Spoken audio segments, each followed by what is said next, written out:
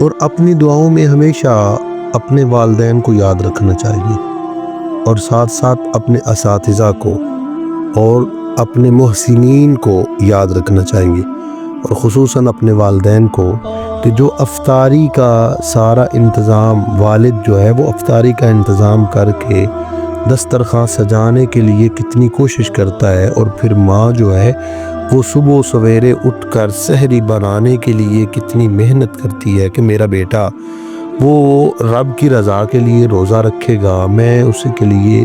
اچھا کھانا یا تیار کروں، اچھی وہ مشروبات میں سے کوئی اچھا مشروب تیار کروں۔ تو ان کے لیے اپنی افطاری کے وقت دعا خصوصی کرنا چاہیے کہ اللہ تو میرے والدین کو شفا یابی والی، صحت والی عمر عطا فرما۔ اگر کسی کے کوئی ایک والد یا والدہ یا دونوں چلے گئے تو ان کی بخشش کی دعا ہماری ذمہ داری ہے۔